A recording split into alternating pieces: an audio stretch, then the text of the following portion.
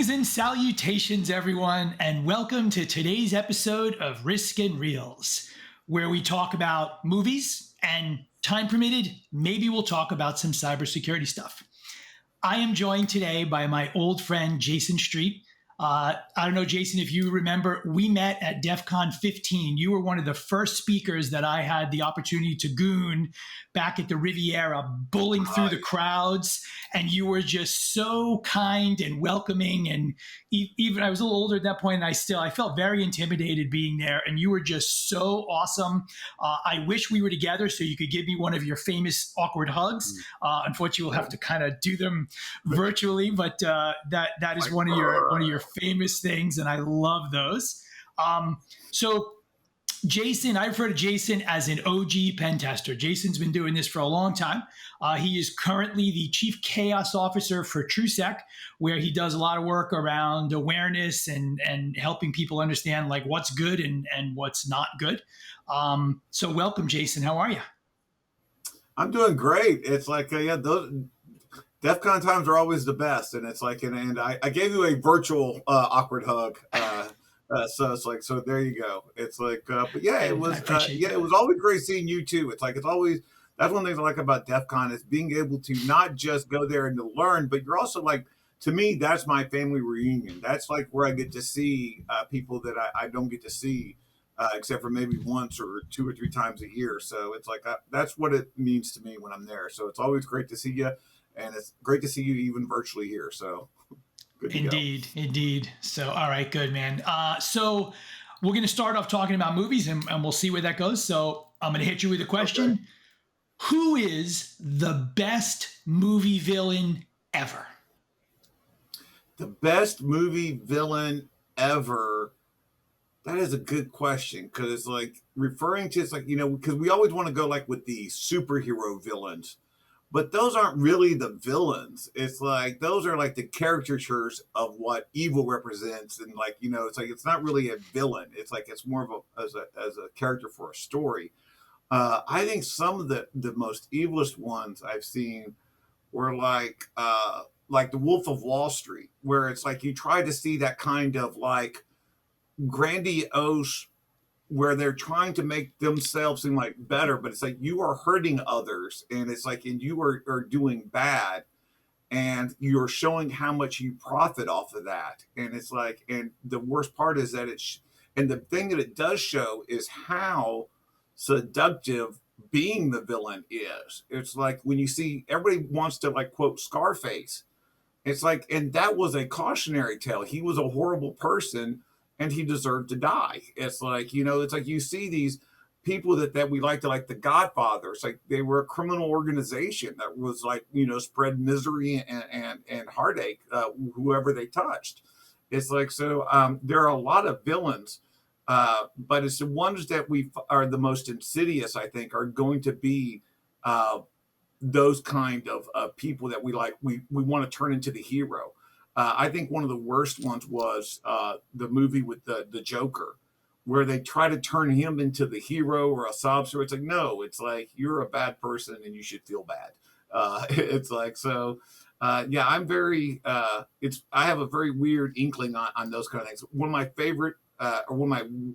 favorite ones to dunk on is Breaking Bad. Is because it's a whole series of why isn't this guy dead yet? He's a horrible person and he tries to justify all this stuff, but it's just, he's evil. I love that take. I think you're right. I think most people sort of are inclined to go for the traditional villain. And the interesting thing about Wolf of Wall Street, I have a friend down here in Southern Florida that actually worked for Jordan Belfort, right. And he made a ton of money and he went to jail and he lost his license. And when he talks about it, he still talks about it kind of fondly, yes. Right? And it's he was crazy. Living the life. Yeah, I like that take. That's interesting. I also tend to be drawn to. I don't think anyone is sort of pure, right? I think you look at like Lord of the Rings, everyone's kind of good or bad, but that's not real life, right? I think in real life, everybody has certain things. And I think also, the Breaking Bad example, I think is great because he's an evil dude, who you like him sometimes, right? And the Jordan Belfort character in Wolf of Wall Street, like you like him sometimes, and I think that's so much more like what real life, what real life is. And the thing I loved about the Joker, you mentioned that, is you kind of see the transition, right, where he starts off as just a sick, unhappy, miserable person, and over time people just play on that, and it causes him to end up being that kind of evil thing. And I think Breaking Bad's similar, right? He starts off, his goal at the beginning is to take care of his family, and then at the very end, when Skyler pins him down, he admits it. He's like, you know what, I love it because I'm good at it, right? Yeah, And I think that's so that's one of the big points with me, is that it shows the seductive side, and it doesn't show those are all failings of people. It's like where they failed, it's like they're better natured, and they failed society and they failed others. It's like by going and doing those bad things, because we don't like to realize that sometimes doing the right thing is hard. It's like going on the right path is difficult. It's like, and there's like so many different stories out there that are better able to express that story, where it's like, this is what like the Iron Giant.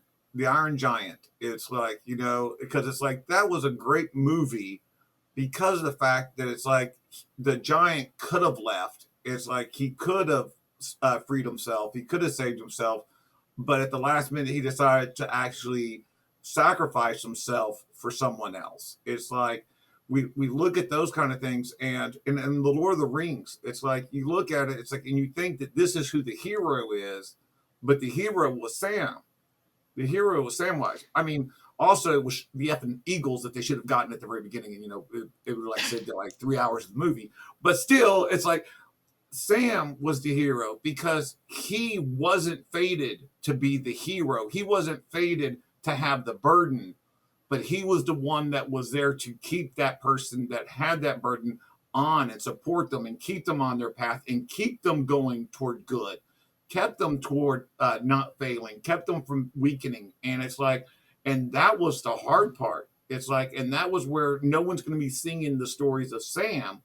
It's like, it's going to be Frodo, but he was the one that actually put that through there. And so it's like, I think we don't, and I get very, when you catch me in the moment, it's like, people always think that's good. It's like, I don't see black and white. I understand the nuances. And it's like, so it's like, I'm always about the nuance of like actually what's being told or what's being said under the surface, not just what is the picture supposed to be painted. Yeah, I love that, and I think that Lord of the Rings is a great example. I don't get me wrong, I love those movies, and I've read those books, wow, probably 20 times already. But the one issue I always have is the morality is so clear, right? Everyone is very clearly a good person or a bad person, and that's just not the real world. And I love that take on it. And I think actually that's a great transition. Let's talk some cyber, right? So, the word hacker, right, it's a I think it's a misused word, right? When, every year at DEF CON, I would always get my kids' t-shirts, and, people would say, oh, what's that? And my daughter would say, oh, it's a hacker conference, and my dad works there. And people go, oh, hackers, they're bad. And she said, no, hackers are not bad. Hackers are people who push boundaries and try to get things to do things that they were not created for. Right now, to be fair, I put those words in her mouth. She, at 7, 8 years old, she was not coming up with that. But I think that's a great example, right? So you spent a lot of time being a pen tester, and you have some great stories, and I definitely want to hear some of those. I've heard some already, but let's let the audience in. But I think like that's a great example, right? You could have taken your skills and done bad with them, right? You could have done evil. You could have been a thief. You could have been a criminal. And we know there's a lot of money out there for people that have chosen that. But you didn't pick that path, right? You chose the path. Well, actually, tell me why you chose the path. I don't want to put words in your mouth. Why do you do what you do? That's a lot. It's like, so buckle up, because it's like, because the first thing we're going to address is the word hacker. It's like, because I am very passionate about any time that there's like even a window of opportunity, a sliver just cracked open to explain that, I'm going to jump in. Because one of the key things people need to understand is everyone on this planet since the beginning of time has been a hacker. One of the biggest misconceptions that I've ever heard is that for some reason hackers have to be dealing with computers. Computers have nothing to do with being a hacker. Zero to do. Ada Lovelace was a hacker, first computer programmer. Leonardo da Vinci, uber hacker. The guy created Absolutely. scuba gear, created a plane. Tesla, electricity from the ground, hacker. It's like, so, I mean, those are like the worst. And bringing it back to the movies for a second, one of the best uber hackers out there, Hedley Lamar. And one of the worst insults you can give Hedley Lamar is by calling her an actress first. Like her beauty and her refinement and her outer shell has something to do with why she was such an amazing person. She is the reason why we have Wi-Fi and Bluetooth. She helped the submarines and the development of RF and stuff back in World War II. And to call her an actress first is doing a disservice to who her true nature is, and the real beauty of her mind, and the things that she was able to create for the world. So that's a hacker. It's like hackers, the reason why everybody was born a hacker is because if you've ever been around a 3-year-old, because trust me, when you were 3, you were the same way. And what is defined by a 3-year-old? Why? Why is the sky blue? Why does that do that? Who is that? Why do they do that? What's going on there? That constant asking questions, that constant, and then the imagination and the curiosity and the passion to follow through with it. That in its essence is just what a hacker is. Curiosity, passion, and inspiration. That's all it is. It's like in imagination. It's like, that's what those things are. And so that is what being a hacker is. It has nothing to do with computers. But as it's gone over, and it's like through time, the words change, and it's easier now to say hackers in the easy ways to call it criminals, which is ridiculous because no, those are criminals committing cybercrime. If I get mugged by a guy with a gun, I don't automatically assume that he's an NRA member. I don't automatically assume that he's a Second Amendment activist or a gunsmith who loaded his own bullets and, crafted his own weapon. No, he is a criminal using a tool to commit a crime. Computers make it very easy to commit crime. And so these idiots are downloading malware programs. They're downloading ransomware programs. They're calling tech support from the criminal gangs to figure out how to operate it. They're launching these attacks and they're getting paid. And you want to call that hacking? No, they're criminals, and they don't even understand. Half of them don't even understand the programs they're using. They just are using a tool to commit a crime. And it's like, and to call them a hacker is doing a disservice once again to the name, because they're just criminals. They don't deserve to have the name hacker associated with them. So that was my whole rant on being a hacker. And you said something else at the second part, but I got lost on the whole hacker thing. You know what? I love that take though, because really it's about the curiosity, right? It's yes. How can I figure stuff out? I remember when I was consulting years ago, and I went to a developer and I said, well, so I was looking at your code and you're not doing bounds checking. What if someone tries to shove 1,000 times as much data in there as you want? And here's what the developer said. Well, why would anybody do that? And I said, exactly. To see what would happen. Don't you want to know what's going to happen? And I think a lot of people don't have that. So I love that. And I love the passion that you have behind it. I think that's why you and I have always kind of gotten along is a love for what we do. And, it changes just all the time. So let's shift gears a little bit. I know you've done a ton of penetration testing. I know you have been a go-to. I know you wrote that great book a number of years ago, and we'll actually we'll put a link up to the book. Maybe we'll get you some books sold through Amazon there. So tell me some stories, obviously, within reason, right? Because you don't want to breach any confidentiality agreements, but Tell the audience some of the cool things you've seen or run into, or maybe some of the challenges that you've hacked through to kind of get people to understand, hey, this stuff's not working. Right. I think there's a lot of different stories I'm trying to share. I think one of the most unusual ones, it's like to show you some of the links someone will go to when people, because we don't understand a lot of times where it's like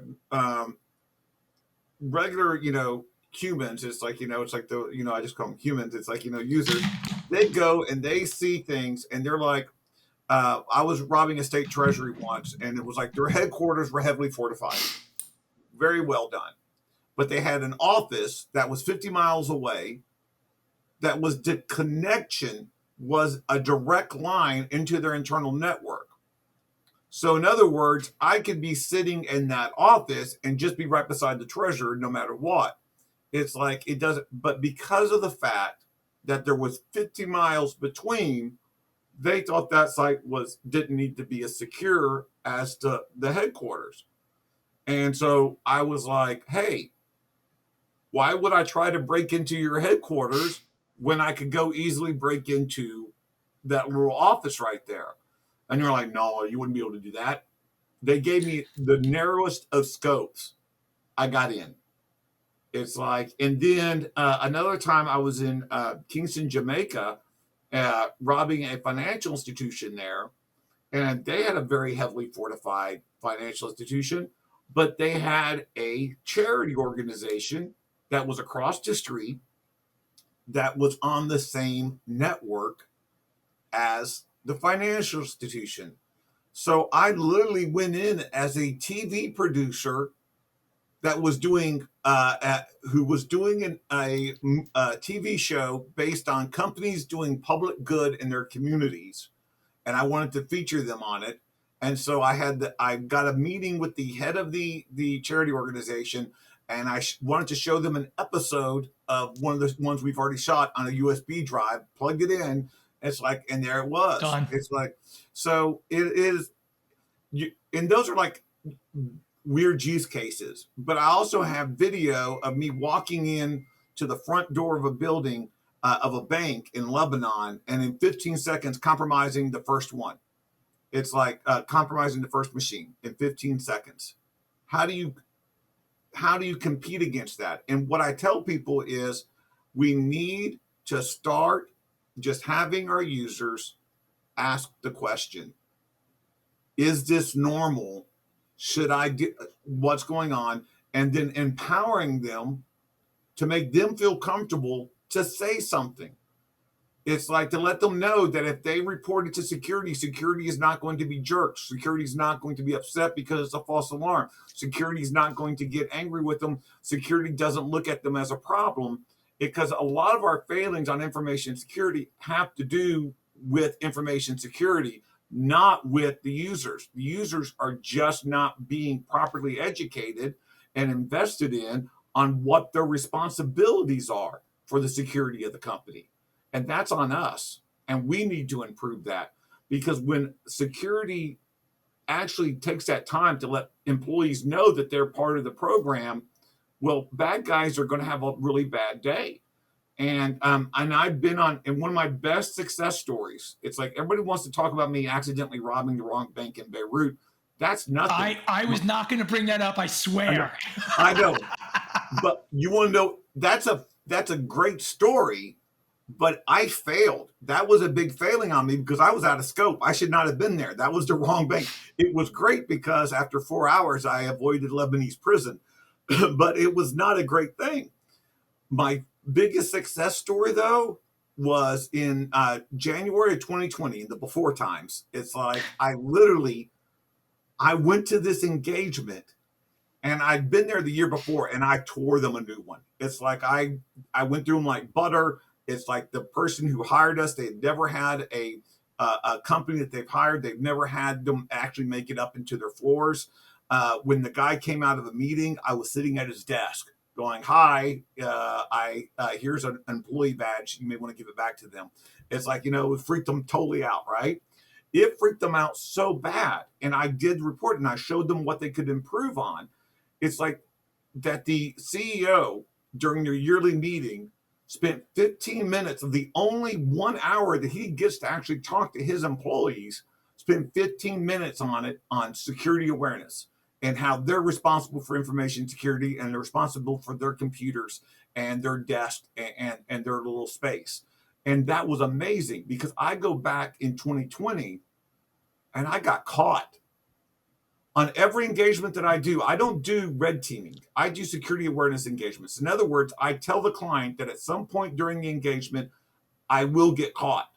Sometimes I have to work at getting caught, but it is always great when the clients, when the users actually catch me, because that means they're doing a good job. You want your clients to succeed. It's like this. I'm so tired of this red team toxic masculinity of like, walking in and punching people in the face and see if they got a plan. No, what we need is like, we're advocates, not adversaries to our clients. We want them to do good. And this engagement, without me having to try in every section, even though I was successful in every section, it didn't matter. That wasn't the thing. In every section, I got caught. Someone challenged me. Someone said no. Someone said no. Security information was supposed to, IT was supposed to come call me first. I didn't get an email that you were supposed to be here. You need to stay here while I call somebody. Every single time. That was the best success story I've ever done because that showed what I did the year before mattered. And they listened to it, and I made an impact on that company. I've literally heard red teamers actually brag about, oh yeah, we came back the next year and it's like, man, we popped them with the same bone, man. It's like, it was like, oh, I was like, and I was like, oh, so you're telling me that you suck. It's like, because it doesn't matter how good you are at breaking the company. If you can't properly explain and express why these vulnerabilities need to be fixed to upper management, congratulations. You wasted their money and their time because that is the only reason why they hired you. Every company on this planet is getting pen tested right now. They're not paying you to be pen tested. They're getting that for free. They're paying you for the report. They're paying you for a report and expressing in a way and descriptions on how to fix those vulnerabilities. Because the other attackers, they're just profiting from it. They're not telling them what happened. It's like they need you to tell them how to fix them and how to get these things done. And in a way that management will actually listen to it and invest in making those changes. That take is so refreshing because I think you're right. I think there tends to be more of a kind of a braggart mentality. Hey, I broke into this bank, and I love that. So let me just kind of pull on that a little bit, right? So you went in and then you went back a year later. How long do you think that lasts? Do you think 5 years later they would still be doing the same things? I've seen there's an inertia. Like people remember and then slowly they stop. I think it's one of the biggest changes in a corporate environment that I've seen that just changes everything. And what I try to instill in companies is one simple fact: employee responsibility. We forget that our users are not stupid. If you think your users are stupid, take solitaire off the computer. See how quick that mother is back. They will find a way to get it back on there. Okay. It's like they will find a way. Trust me, I've seen some very unusual ways. Okay. Especially when you block exe file attachments in email, they will find a way. Okay. So it's not that it's their job responsibility. And this is one of the things that we find uncomfortable with. Information security doesn't understand because they're dealing with, the computers and not people. But an employee will do everything that is required for them by their employer to keep themselves employed, being paid, and being able to feed and clothe their loved ones and themselves and their families. If we don't make security part of those job responsibilities that keeps them employed, why do they give up? Why? And that's the problem. That's security and management's problem. If I hire a delivery driver On the first day of the job, do I give the delivery driver the keys going like, oh, you're okay. It's like you got a driver's license. We hired you. Just take the keys. Here's your route. No, no, you don't know, because that's $60,000 van. That costs money. So you make sure that they understand that they have to use the turn signals. They have to use their seatbelt, that you have monitoring equipment in the van. They have to follow certain paths. They got to be careful and be aware when they're driving on the road, because there could be unwise, bad elements trying to divert them. Someone trying to steal from the back of their van. They have to be careful of where they go. They have to make sure their vans are locked when they leave them unattended. It's like, and if a van driver gets in a wreck, oh, that is not good at all. How many times can a delivery driver total a company van and still think to be employed by that company? Maybe once. Maybe once. But we give, and that van is equipment. And this is where the key thing is for companies need to start understanding and explaining to their employees that computer is equipment, just like that van is, except for there's a big difference. When a driver totals a van, it costs a company $60,000. When an employee clicks on a phishing email, it can cost a company $350 million. Ask Target. It's like, so that's the key. That is the key point. The employees need to know that laptop is equipment, and it is company equipment. And part of their job responsibility is not just to make sure it doesn't get stolen or misplaced, but that all the business being done on that computer is being done securely and properly. It's like if you go to an unauthorized website, it's like an X-rated website, you expect repercussions. Why aren't you expected to get repercussions for clicking on a suspicious email or not properly responding to it or reporting it to security once you've accidentally clicked on it? So once we start showing them that they got to be responsible, and they will get in trouble for this. When we first started doing laptops at this bank that I used to work at, we had a problem with people losing laptops, not paying attention to them. You know what I told the CEO of the company in this management meeting, and made everybody got upset at me when I said it. I said, we need to start charging them. And the CEO, what are you talking about? And I was like, if an employee loses a badge, they have to pay $25 to get their badge replaced. My theory is we need to institute, whenever someone loses a laptop, they have to pay $200. It gets automatically deducted out of their check. It doesn't cover the cost of the laptop, but it's an ouch. It's something they're going to feel. And the CEO was like, I like that. Guess how many laptops we got lost and stolen after that? Maybe a lot less. Yeah, I think only one or so for about a year. It's because people realized, oh, I'm now responsible for this. Once you get employees to understand that they are responsible for the security of the device, not just their other job description, not just their other roles, but also for the security of the device, they start doing better. And that stays. That does not go away. That does not end in 5 years, because in 5 years, it just gets stronger, because that environment gets reinforced every year. Because every year there's going to be an incident, I'm sure, where someone doesn't do that and they get penalized for it. And then that makes a lesson for everybody else. That's interesting. Before coming to Black Kite, I spent a lot of time at Gartner, and we used to talk a lot about accountability and responsibility and people getting in trouble. And the response we generally got was, yeah, we couldn't get away with that. But I think because you're literally in front of these folks, I think that gives you an additional level of I don't want to say power, but I think authority. And actually, I think that's a really interesting way to look at it, right? We're not going to make you pay for the laptop, but we are going to hit you in your pocketbooks.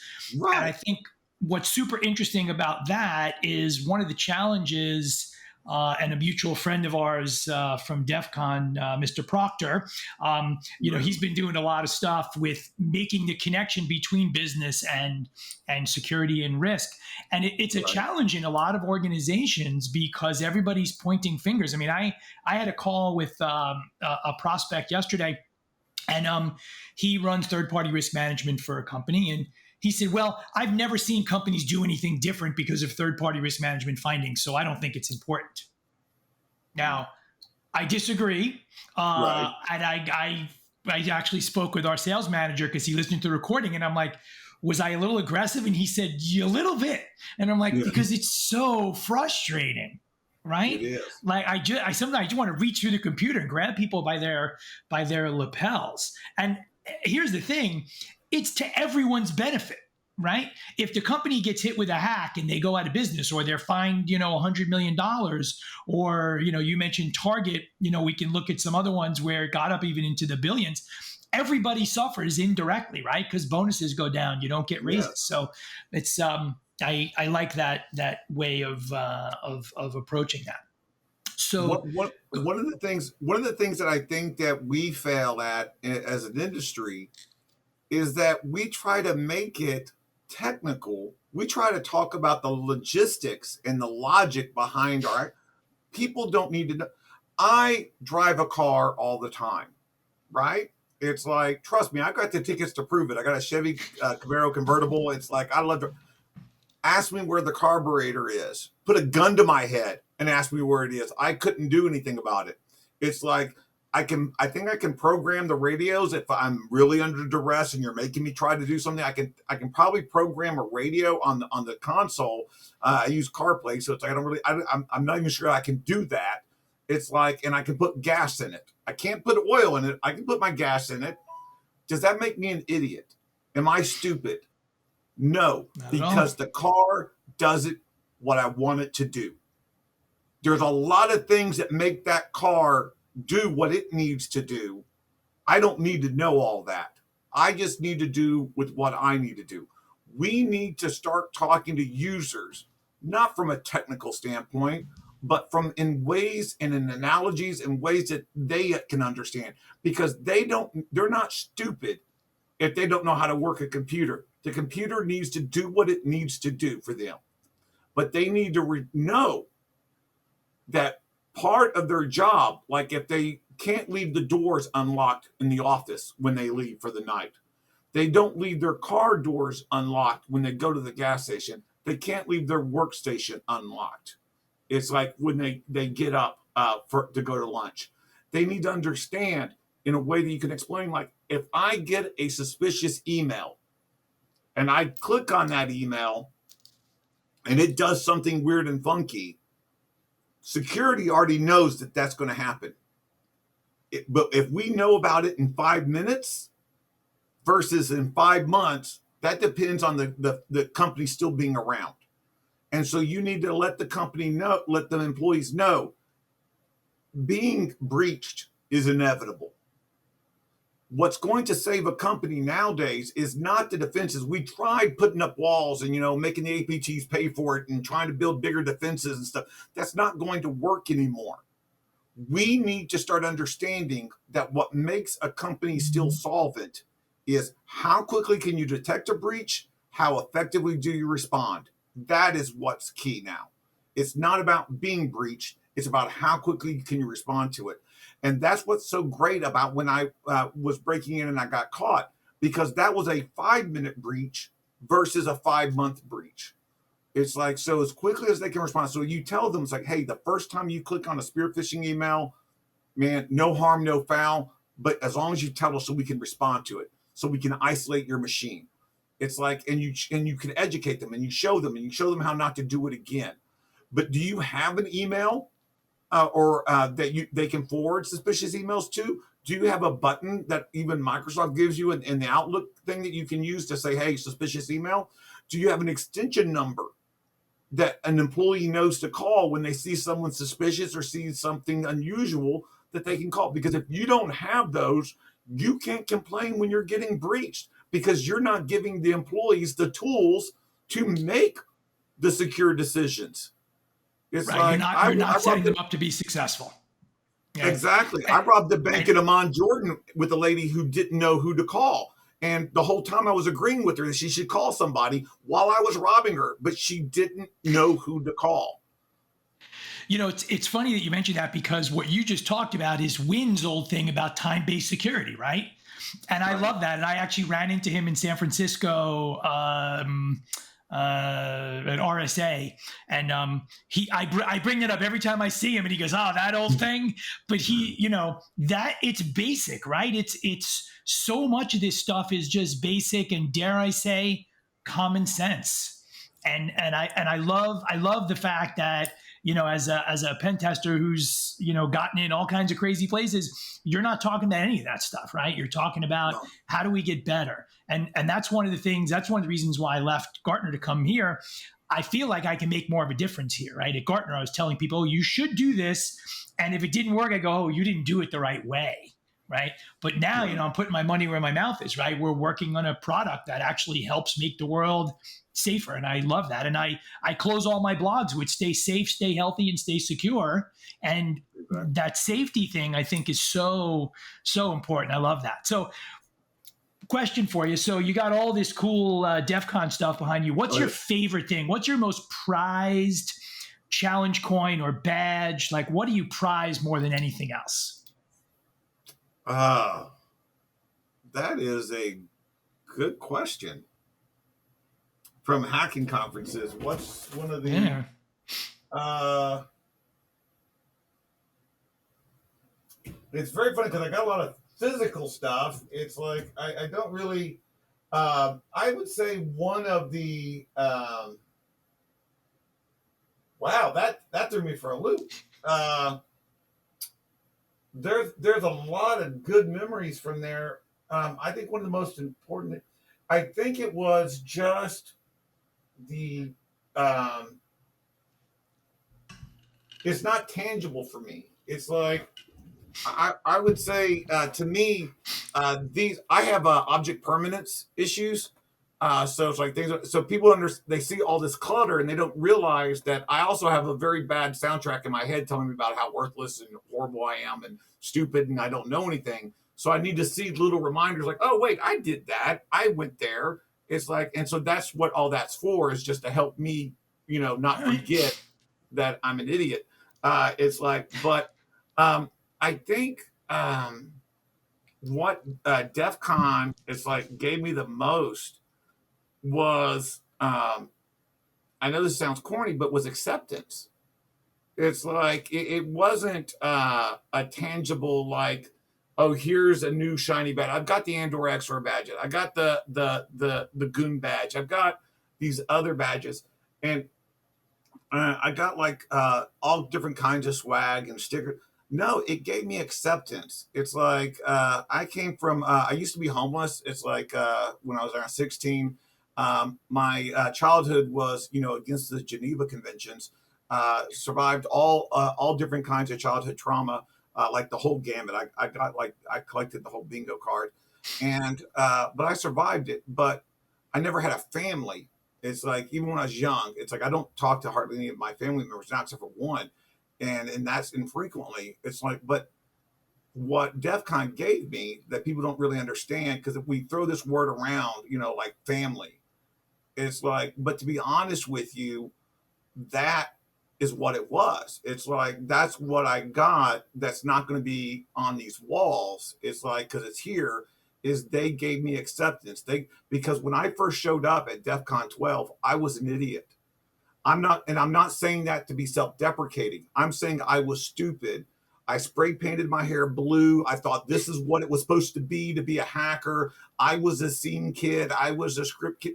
I was just the stereotypical thing of not what to do. It's like, but you know what? I learned. Major Malfunction still talked to me, even though he was this huge speaker, like this great goon, this one, and he still took time to listen to this weird kid that just didn't know what to do. And it's like, and was going about everything the wrong way. FX from the Phoenix crew, same thing, talked to me and tried to help me and stuff. Learn DEF CON 13, I didn't do much better. Okay. But then I started learning what it meant to be there, what it meant to be a hacker, not what it meant to look like one, but what it meant to be one.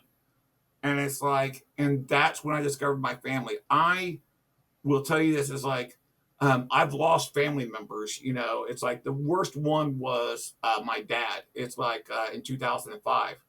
But if you ask me, it's like when it comes to loss, it's like when I lost Kaminsky, it's like, Yeah, that was awful. and when I lost the nurse, and it's like, and when I lost those hit just the same way because I lost family. It's like LeVay when he hit when he was lost just recently.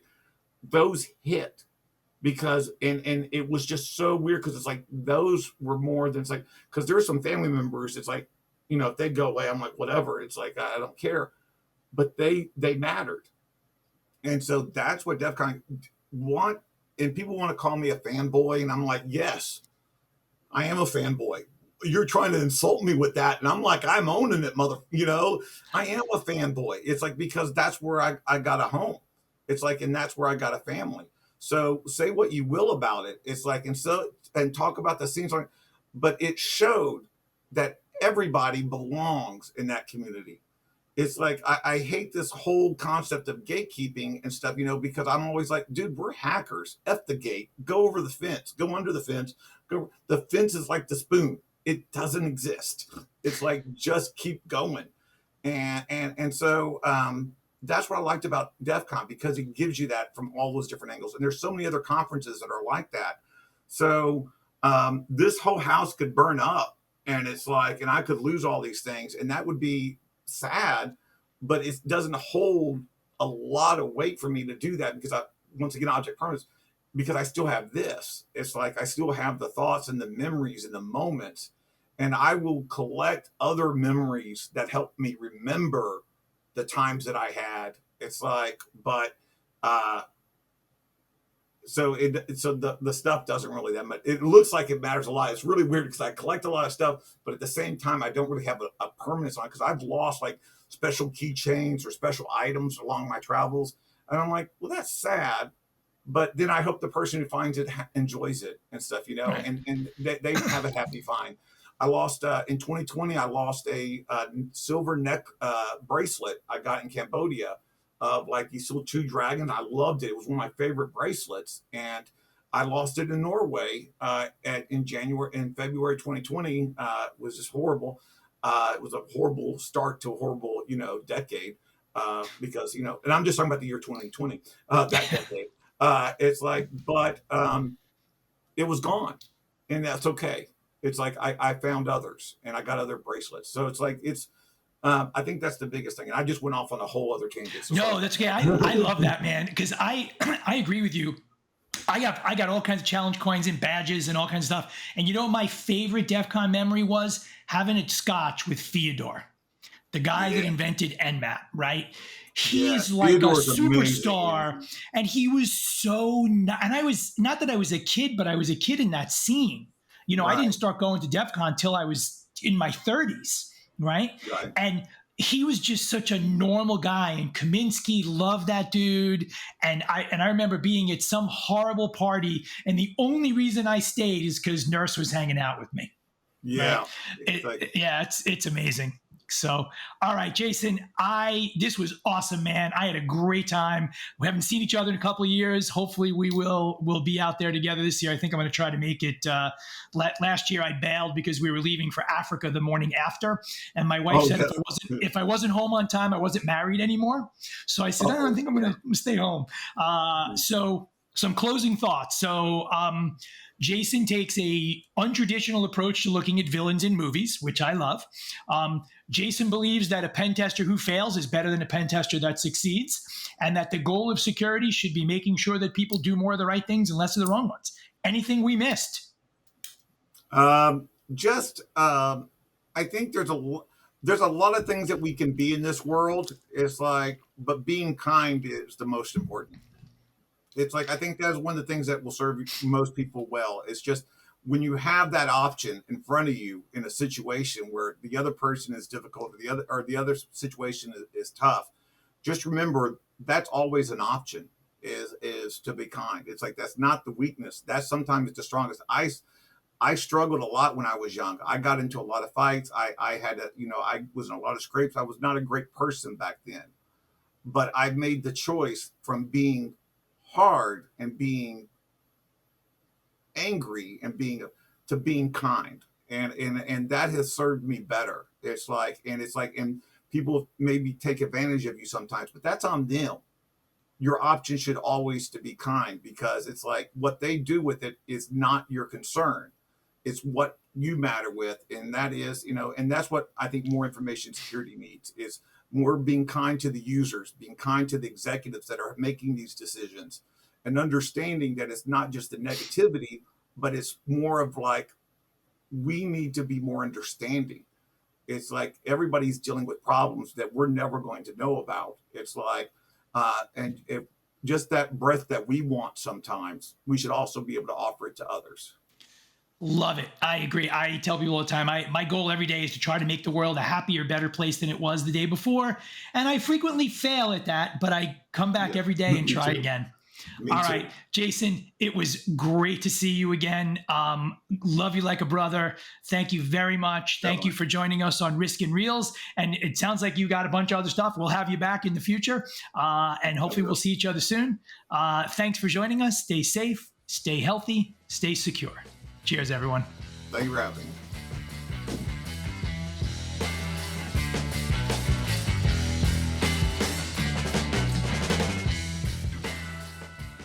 Thank you for listening to Risk and Reels, a cybersecurity podcast. Be sure to follow us on Apple Podcasts, Spotify, or wherever you listen to riveting 30-minute conversation about movies and cybersecurity. Jeffrey will be on the road this year at some of the industry's biggest events, but you can always find him on LinkedIn and Twitter at Jeffrey Wheatman. This podcast is powered by Black Kite, the only security rating service to deliver the highest quality intelligence to help organizations make better risk decisions.